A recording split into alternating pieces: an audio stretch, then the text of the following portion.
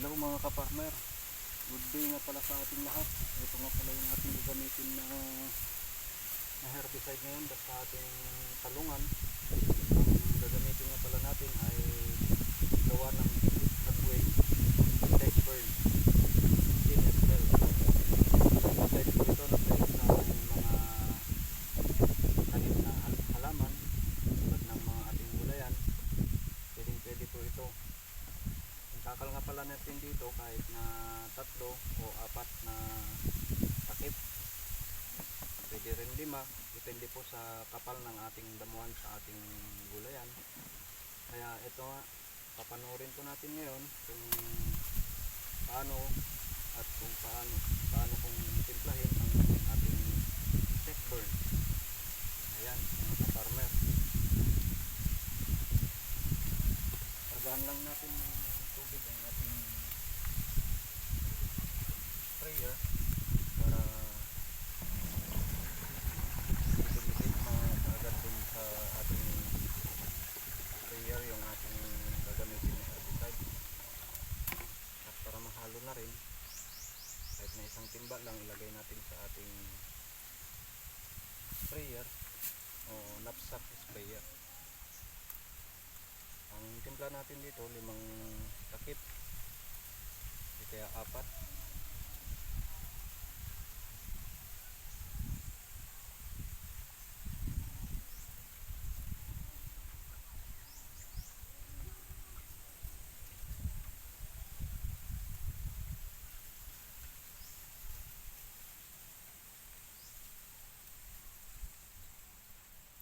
Subukan natin sa 4 kung gaano nga ba ka-effective ang ating herbicide na Techburn.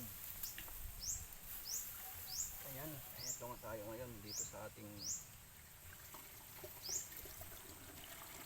sapa, dito sa tapat lang ng ating talungan. At timpla lang saglit at ipapakita ko sa inyo kung saan banda yung ating i-sprayhan.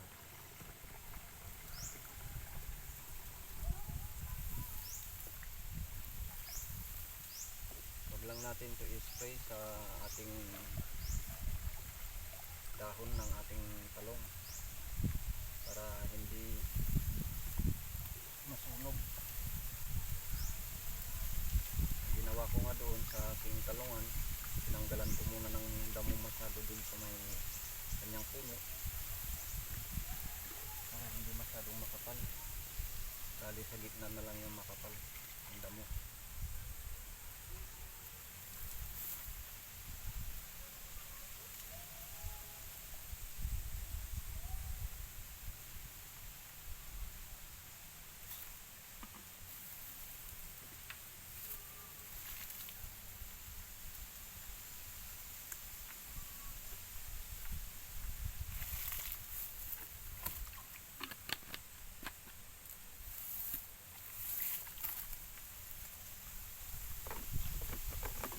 Dito na muna mga ka-farmer at pupunta tayo doon sa may ating talungan. So ayan mga ka-farmer, andito na nga tayo sa ating talungan ngayon. At ito nga, nag-spray na tayo ng ating herbicide na Techburn. At ito nga pala ay contact, hindi po siya systemic mga ka-farmer. Ang ginagawa ko nga pala dyan ay medyo inaayos-ayos ko yung nozzle natin kasi hindi po maganda yung kanyang buga. Kaya ayan, medyo pumapalya yung bugan niya. Medyo inaayos-ayos ko nga.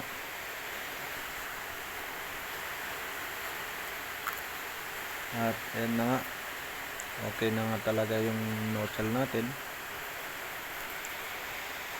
Ang gagawin ko nga pala dito ay i-sprayan din natin yung sa ilalim ng ating talong.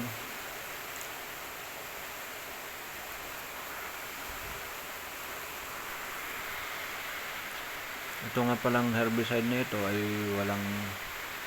wala po siyang epekto sa ating halaman.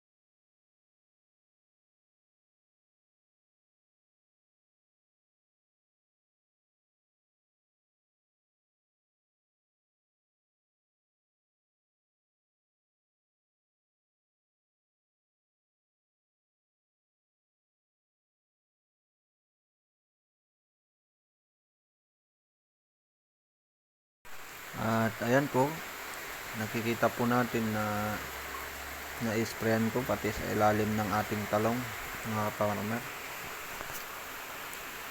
Ayan. Kung mapapansin nyo nga, may gamit tayo dyan na windshield na nozzle kasi medyo malakas ang hangin dito sa atin ngayon. Hindi pwede yung nozzle na pang-spray sa gulayan. Kaya ako gumamit niyan kasi malakas yung hangin.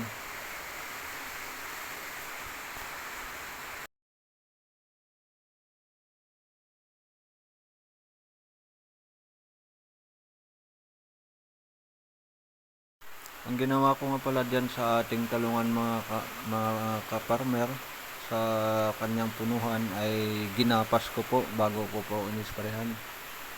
Para hindi po natin itinataas yung nozzle natin kasi baka may sprayan po yung dahon ng ating talong, masusunog din po pag na-sprayan ng ating herbicide na Techburn. Pero pag sa ugat po, wala po siyang epekto sa ating talong, mga ka-farmer. Siya po kasi ay contact po. Wag na wag lang po kayong gagamit ng systemic sa may mga tanim ng halaman o gulay. Wag po kayong gumamit ng systemic, mga ka-farmer, na herbicide.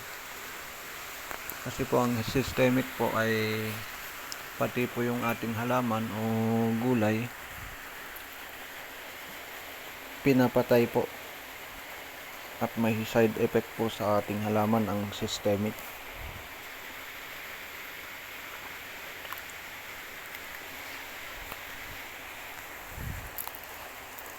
Kaya ang aking ginagamit sa aking talungan ay contact herbicide po, mga kaparmer.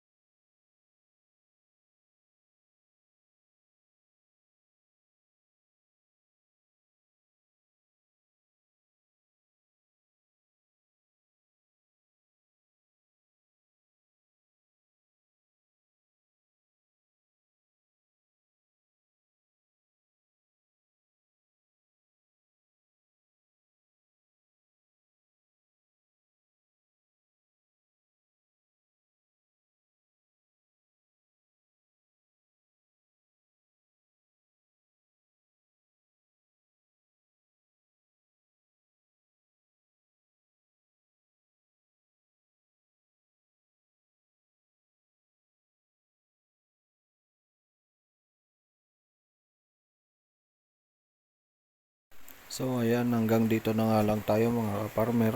At ako'y patapos na sa ating inisprehan. Update ko na lang po kayo sa ating inisprehan kung ilang araw bago mamamatay yung ating damuhan dito sa ating talungan.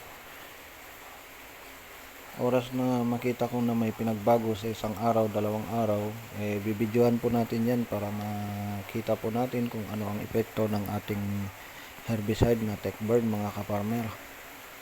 At maraming salamat po pala sa ating panonood dito sa ating video. At maraming salamat po sa inyong pagsubaybay.